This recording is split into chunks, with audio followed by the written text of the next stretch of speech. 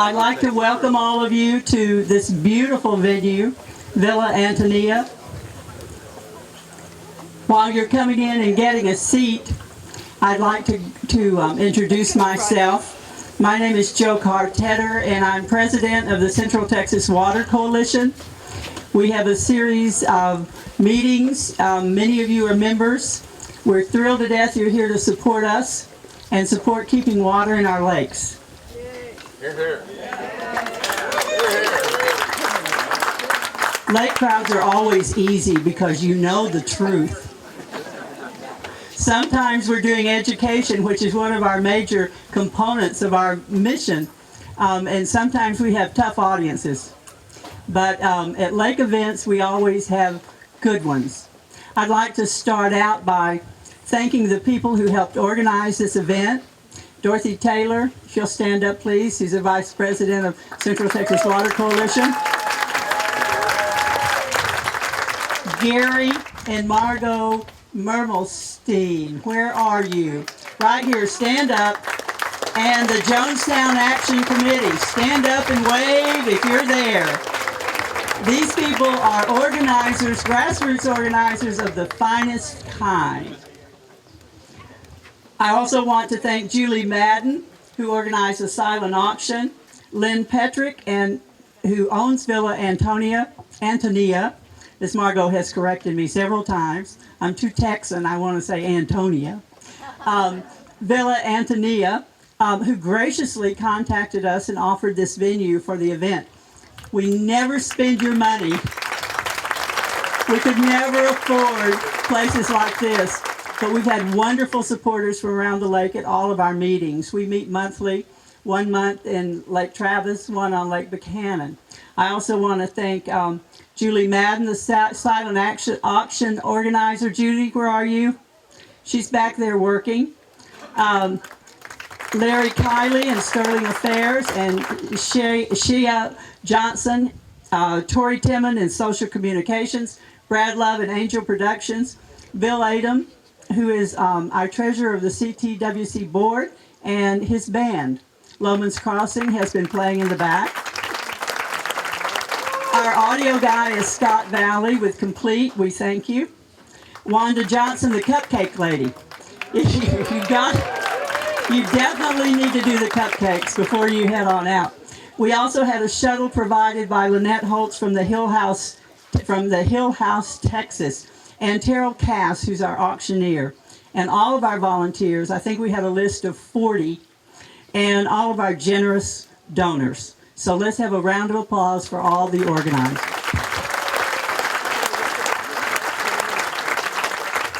I want to recognize some people that I know that were here tonight.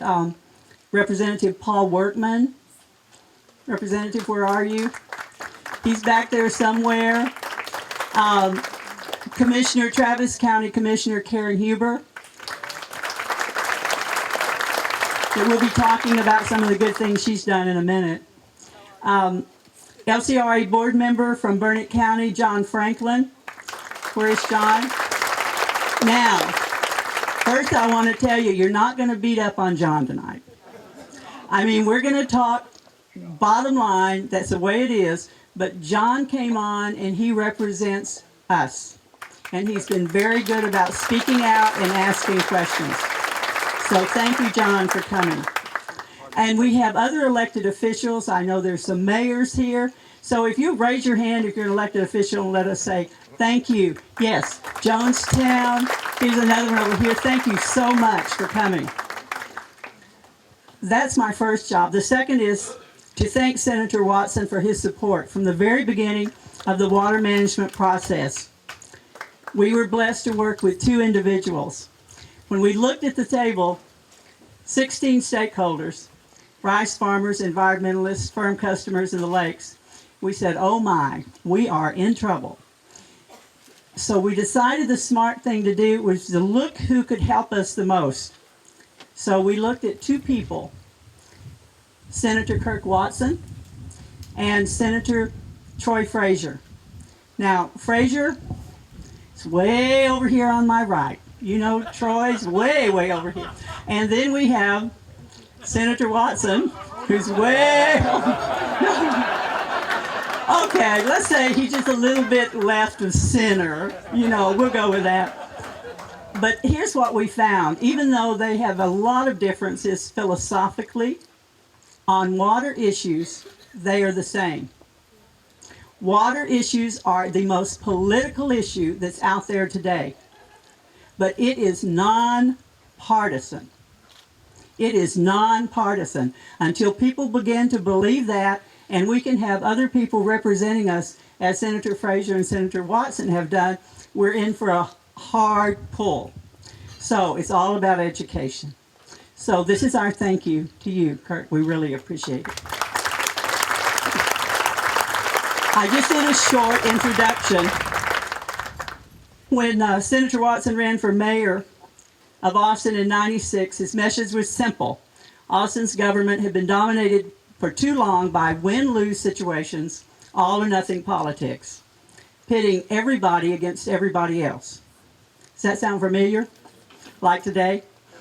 One of his first acts as mayor, he mediated a dialogue between the leading voices in environment, business, and development communities. And that has been his stand all the way through. Since 2007, representing District 14, he has approached the Texas legislature with many of the same goals and strategies. So, building coalitions, working with all sides, and preparing for Texas's future. Senator Watson understands that water is a critical issue, and we thank you for your support of Central Texas Water Coalition and the Highland Lakes. Senator Watson. That was great. Thank you. Well, thank you all.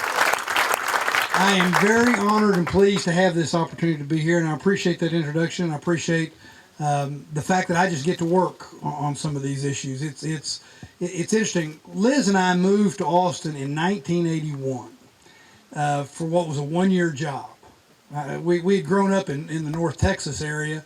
She graduated from high school. We started dating when I was in high school.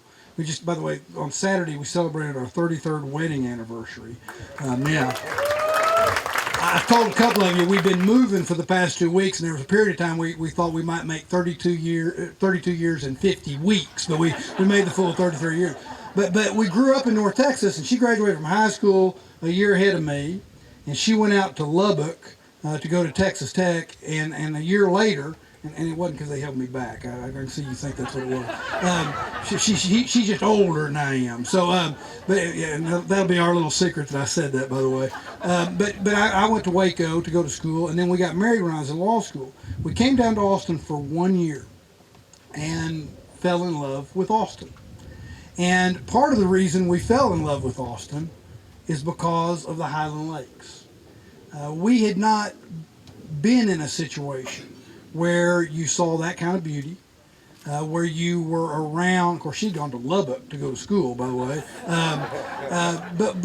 But also where you had the ability for people to enjoy being outdoors in that way. Years later, as you point out, I got elected mayor of the city of Austin, and one of the things that I did that I'm most proud of while I was mayor of the city of Austin was had a focus on water. And not just the old environmental wars about water, but also, in many instances, a real focus on how do we secure our water future for the long term of the city of Austin. And so some of you may remember that it was during that period of time that we bought from the LCRA water rights that will, with some conservation measures, will secure Austin's water future for the next 50 to 100 years from the time we entered into that agreement. I tell those stories to say this. Water has been something that I care about because I believe it defines this place that we've all decided to call home. Whether we grew up in this area or whether we showed up 31 years ago now, or we just got here. It is part of who we are. It's part of our culture, part of the fabric of what defines us. It's even so much a part of it that one of the ways that I used to talk about how we bring people together How is it we stop these winner-take-all, all-or-nothing debates between growth and no growth? The Chamber of Commerce and the Sierra Club, the Real Estate Council, and whatever the environmental group might be that you mentioned. Part of it is that we're all in it for the same reason, and water plays an important part. For example, in this knowledge economy that we've become a focal point in the Austin, Texas, and Central Texas has become a focal point in a worldwide information and knowledge economy. And by the way, that's happened in about the past 30 to 35 years. But part of the way that's happened is that we are a place that can attract and retain the talented knowledge economy that we're going to need. And how is it that we do that? Well, you can ask yourself the question. These are people that can go anywhere they want to go, right? They have that skill set. In addition, because you can now access labor and markets and capital anywhere in the world, any time of day, with a push of a button, you can really go anywhere you want. You no longer have to be in a place where you have a large population center or you be a financial center, anything like that, because you can be anywhere and access what you need in order to have the business. So where are people going to go that grow that economy? Well, they're not going to go, first of all, where it's ugly, right? They're going to go where it's pretty. They're going to go where they can get outside and they can enjoy the environment. They want to be on the hike and bike trails that we have in Austin and in Central Texas. When my mom would get home from work, about the last thing that she'd think about is pulling on a pair of spandex breeches and crawling on a bicycle. In fact, I kind of wish I had created that image. But in this economy, that's what people want to do. And they want to be out there on those lakes. So one of the things that's happened over the past 30 to 35 years as part of all that is that this area has also changed in a way where those lakes now play a role they didn't play before. They play a role they didn't play before. And part of that role is specifically and directly a part of our economy. As I've just pointed out, it's part of what we utilize to attract and retain the knowledge-based economy that we're thriving in. But it's also got its own economy. It's got its own economy that has grown up around it. And it is something that we must pay attention to. So when I was first contacted, it's not a hard call. We need to be involved in some way to make sure that your point of view is at the table and it's recognized. Well, you don't need to do that. But here's what I want you to know. You guys are doing good work in that regard. Yeah, that deserves a round of applause. So give it a round of applause. It's very important that you be involved the way you are. It's very important that you be involved to make sure that people understand the economics of this situation. It's very important that you be involved so that people understand the quality of life issues that we're talking about and the role that this place plays.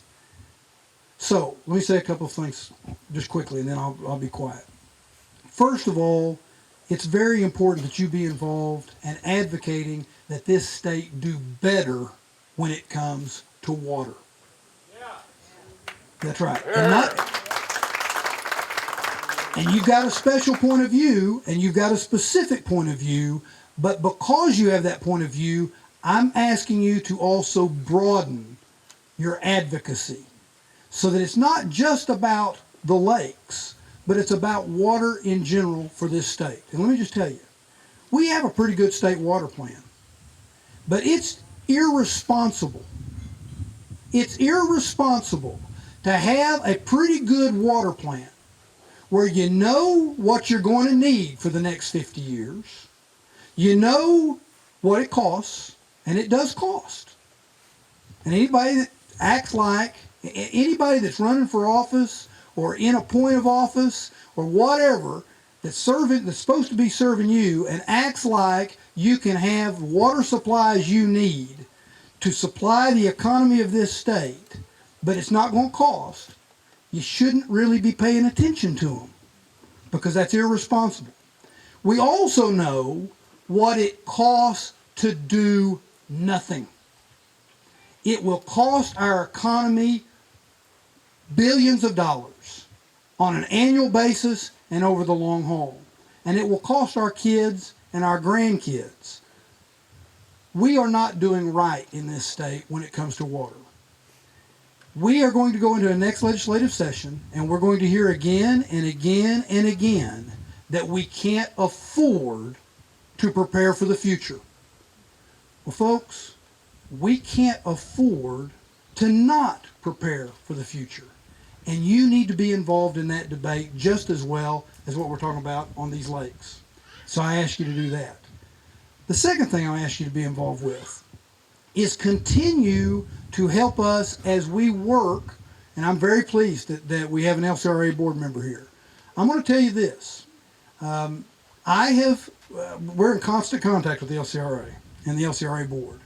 And the LCRA, you're going to hear and you're going to see that with a regulatory and a legal system that has grown up for decades to get us to this point, there will be, and I'll be candid, there will be regulatory and legal hurdles that make some things difficult to achieve the goals that you want to achieve. That's the truth. I'd be less than honest if I didn't put that out. But what we're also seeing is a willingness to think new. That's in large part because of y'all and the good work you're doing. But you're right. When Senator Frazier and I talk, we are in agreement about how we ought to be addressing issues related to these lakes. We're also talking about, part of the shift is we're talking about how can we do things that make a difference downstream so that there's less pressure on these lakes. Things like, it's interesting, in redistricting, one of the things that happened in redistricting is I will represent this area. I'll represent 74% of Travis County and 100% of Bastrop County. I picked up Bastrop County. Well, that's an interesting water situation, right? Because I have always been involved in the surface water stuff, and now you got a lot of groundwater. Well, I'm a believer, and I'll just lay this out. I'm a believer that we ought to be looking at how we can utilize groundwater to supply different needs and different issues, again, so that it creates less pressure on the lakes. Well, that's new. That's not been that kind of thing hadn't been happening in the past. But those are the kinds of ideas and the kinds of thoughts that I think you'll start seeing more and more of. And I am very pleased that when it may not be moving as fast as any of us want, it may not be, it may not be moving exactly the way we want. We're not going to meet everyone's concept of perfection. But your involvement is helping us to make progress. And I encourage you to continue to do that. So I'm here to tell you how much I appreciate you because you have raised an issue that will make a difference. And you've raised an issue that I believe is fundamentally important to this region that I call home. So God bless you for that. And I'm happy to take a couple of questions or let y'all eat cupcakes. I mean, I'm pretty easy in that regard. Yeah, right here. And I'll repeat them unless I don't like them. Yeah. I don't think it's an understatement to say that it's not an understatement to say that water is the source of life, and that is what innately is the draw card. And so people feel that, and you articulated it with the beauty and so on, but I think it's even, again, it's more of a lifeblood thing, and so it has to be preserved. And so where are you, and you've touched on it, but what is the biggest weak link to identify between validating that recreational, if you will, presence, for that, the recognition of it, and then the utilitarian part of it that needs to be used that can, lower those levels. So I'm just wondering what other areas to spotlight in order to validate it. Let me see if I understand your question. Let me see if I can answer it this way. Part of it was mentioned in the introduction, or not in my introduction, but just introductory comments. Education, more education, is really what's needed. You guys live it. You guys look at it every day. It makes a difference in your day-to-day lives. It makes a difference in not just the quality of life, but in many instances, it makes a difference in your economics. As I indicated a minute ago, for decades, the lakes were looked at in just one specific way. And I say one, two, and three ways. Everything from agriculture to industrial and city and that kind of thing. But you get my point. That's the way. That's why they're there, and that's why they were built, was for those resources. And so the law and the regulatory schemes kind of grew up in a very specific, certain way. And as long as there was water in them, okay. It didn't, the need for the validation or the linkage really wasn't that pronounced. The drought and the inability to fill the lakes and keep the lakes full has caused a pronounced situation. And I keep telling people, if there's anything good about the drought, and there's very little good about the drought, but if there's anything been good about the drought, is it has at least caused the ability to focus on some things. Now, whether that results in anybody being willing to have to make the kinds of changes and investments we need to preserve the long term is yet to be displayed. But what it also did is here locally on things like this is it created a sense of urgency to your question, so that folks like the board of the LCRA and the management of the LCRA, elected officials, we get the sense of urgency, and we can now start talking about it in a way that makes sense. But you have to keep in mind, decisions that get made that impact what happens and how that water gets used have repercussions downstream. And so the educational process and the ability to link those together and to talk about how you do things in a way that meets a whole lot of needs takes a little bit of time. But I think it comes down to education. You guys live it. You're making a difference with your education efforts, and you're not entirely there yet. So it's a long way to say education, but that gets you there. I'll go back there and I'll come here. You're talking about downstream.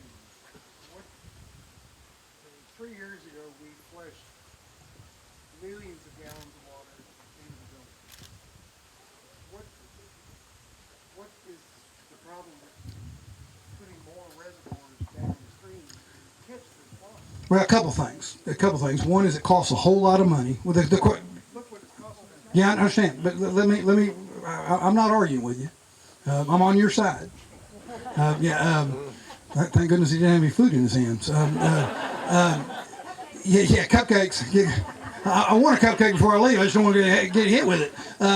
His question for those of y'all that couldn't hear was, why not build some more reservoirs downstream? Because you have water that's running down there, and a few years ago you had millions of gallons of water running into the Gulf. Why not grab it?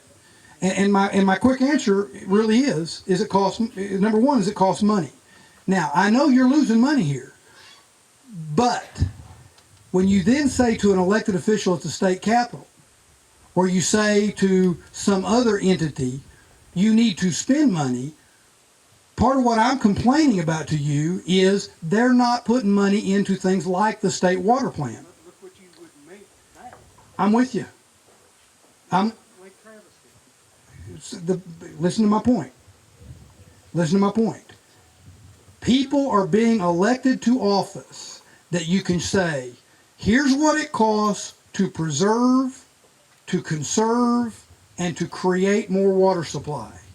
Here's what it costs to not do those things. And this is more. And they still will not spend the money to do this because it costs money. That is the number one problem, and that's one of my greatest criticisms. I believe it's what you heard me say. I believe that is irresponsible. Let me give you a couple of examples. In the state water plan, it says that roughly 23% of our future water supply should come from conservation. Makes sense, right? Kind of what you're saying too, by the way. Huh? Trap it. Conservation is conserving water is one of the cheapest way. Not wasting water you already got is the cheapest way to have more water supply. And the state water plan says 23% of that water supply should come from conservation. But yet the state does not have a conservation framework. Well, I'm critical of that. We ought to have a conservation framework. In addition, as part of that, when you start looking at where you can best conserve, one of the areas is in agriculture. That is one of the areas where we can have our greatest bang for your buck, if you will, is in conservation. We should, as a state, be creating incentives for agricultural use. Because look, there are basically three things you want, right? You want to eat, you want to drink, maybe recreate. That's what gets you the water, and you want energy. Well, let's talk about that. We don't want to say we're not going to have the agriculture because we want to eat, but we know we could save a lot of water if we did better conserving, particularly in the area of agriculture. So one of the things that we ought to do is we ought to be putting some money into those conservation programs and incentivizing the conservation so that you don't need to use as much water. Second, with regard to energy, we don't have a state energy plan that has any linkage to water. We just hadn't done the planning. We were at a big hearing on the Business and Commerce Committee. We had a big hearing recently where that was my big beef, is when are we going to do the planning that will allow us to also deal with water? We're just not doing it. And a big part of it is if it costs money, our position is we ain't got the money. And I know that's not the answer you want to hear, but that is the answer. And it's important that when you're voting, you ask that question. If anybody fudges on that, you need to hold them accountable. The reservoirs will also generate. I'm with you, man. Show up at the Capitol and talk to somebody who's not with you. I'm with you. I get it. Yeah. Thank you. I think there's one other. Yeah, question. Senator Watson, do you think sometime in the future Austin could consider desalination? The question is, would Austin consider desalinization of groundwater here? Yeah, look, here's what I think. I think ultimately that's going to have to be talked about. Here's the issue. Go back to cost. Desal ultimately has got to be part of, and if you look at the state water plan, desal does play a role in it, and local communities are going to need to play a role. Two things. One is, in terms of bang for your buck, there's some other things we can do that are cheaper now. Some of those involve conservation. Desal has to be on the table. Desal is one of the more expensive ways to do that. So desal probably, if you, in my opinion, get the bang for your buck first and then get to it. But at some point, it's got to play a role. You're already seeing, I was talking to somebody here tonight who spent a big chunk of the day up at the Capitol today where the State House Committee, which is chaired by Chairman Alan Ritter from the Beaumont Orange area, who's very good on this. He is talking, by the way, about the energy-water linkage, and that's what a big part of that hearing was today. One of the things that this person I was talking to tonight, Susan, you remember who? Mary, yeah. She was telling me that she was talking about a company that testified up at the Capitol today that they're doing desal to help with some of their energy production. And so you're going to start seeing more and more things like that. You're going to start seeing it because it's going to make a difference. In terms of me at the state capitol trying to figure out what next steps are, particularly when I'm answering questions about you having a problem with money, I'm gonna advocate for the bank, the cheapest things first. Why don't I do one more and then I'll be quiet? Yes. For the last few months, we have watched a plant develop at 620 and 2222. They have brought in huge pipes. You cannot see what's going on. They have a wall around it. What has that got to do with our lake? I'm not sure I know what it is. It's it's water treatment plant number 4. Yeah, well, it's a city of it's a water treatment plant, and it was part of the city of Austin's long-range plan for how it would manage its water needs over time. Hopefully, what it will do is allow for the city of Austin to have sufficient water supply, and the impact hopefully would not be one that would be negative on the lakes, because it would allow for the treatment of that of water supply. Is the simple answer. I didn't realize which plant you're talking about, but I know the plant you're talking about now, folks. If you can't tell, I really like being your state senator, and I like representing you. I want to help you in whatever way I can. Please, if there's something I can do, and one of the things I ought to do, I'd be remiss if I didn't do this. Susan, why don't you stand up? Folks, this is my general counsel. This is Susan Knoll. And what folks that deal with my office on this issue will tell you is that I get to give this speech, but she's the one you need to talk to. She's great, and she knows this stuff, and she cares deeply about y'all and about what you're doing here. So call on her, call on me, let us know, and I'll be available to you whenever you need me. God bless y'all. Take care.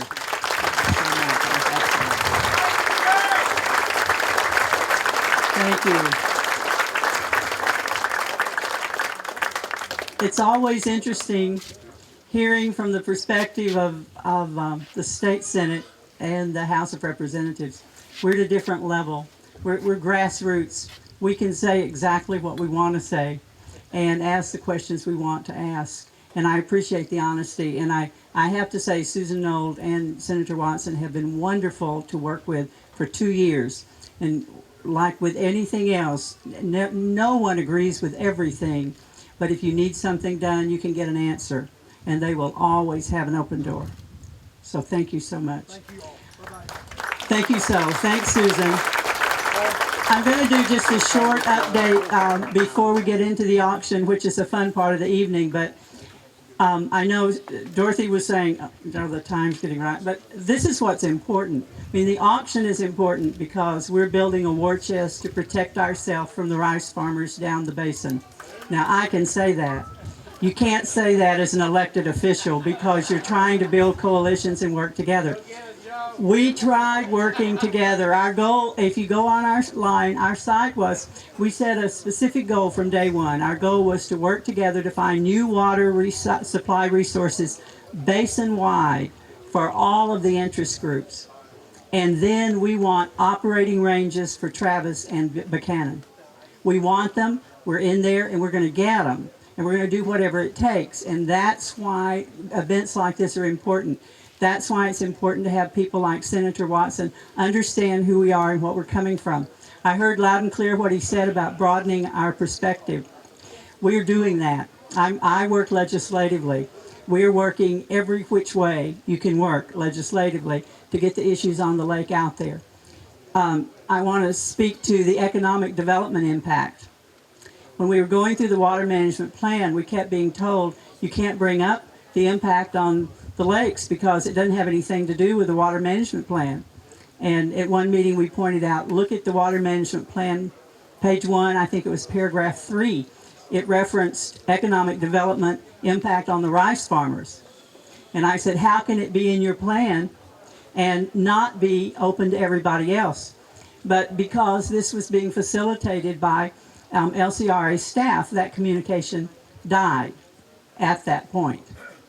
We were successful in working because we formed coalitions with firm customers. Ross Crow, Ross, raise your hand. Ross is with the city of Austin and is an attorney. He's a water person. He was wonderful.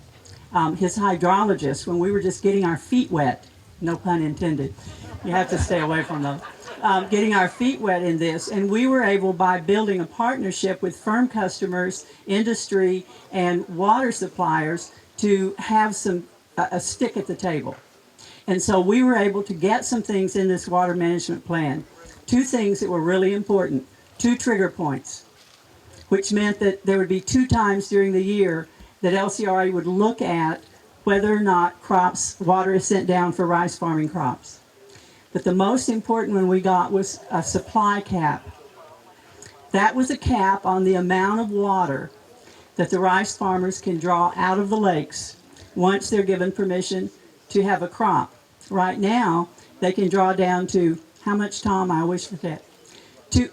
200,000 acre feet, which would be between the 2 lakes, which would make 43 miles of Lake Travis dry riverbed.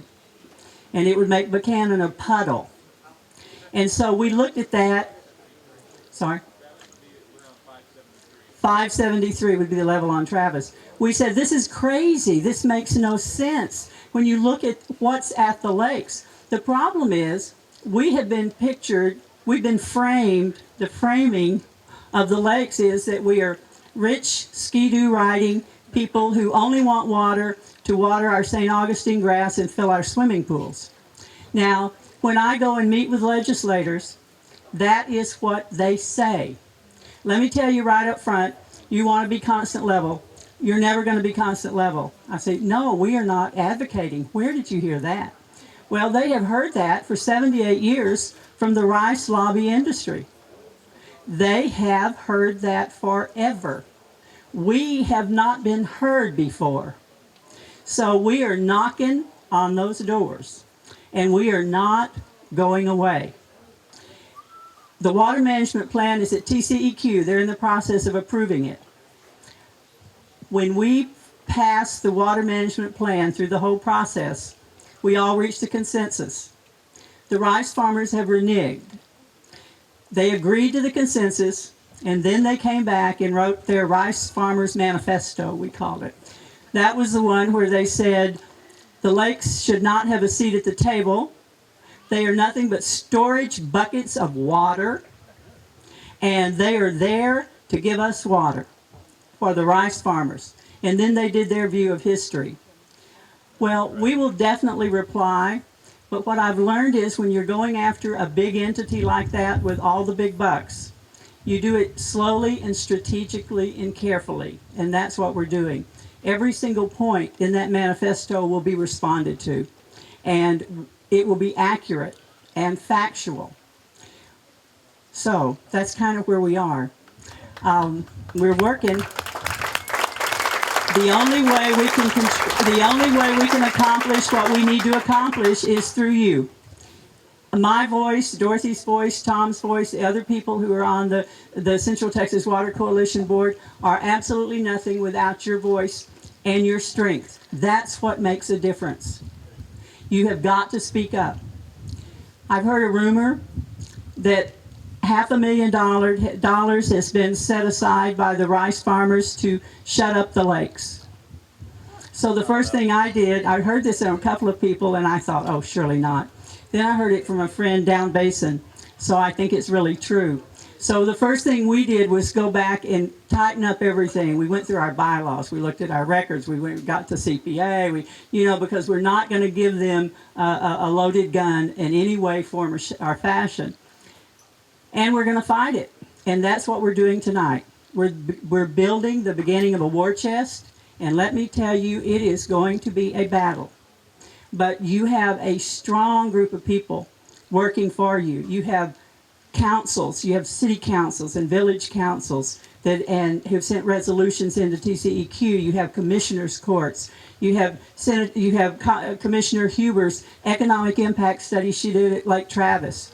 We're doing one in Bernalillo County right now for all of the Highland Lakes. That will all be coming out at the end of the summer, and then in September we're looking to do a big kickoff with here's who we are and here's where we're going, and you better watch out because we're coming.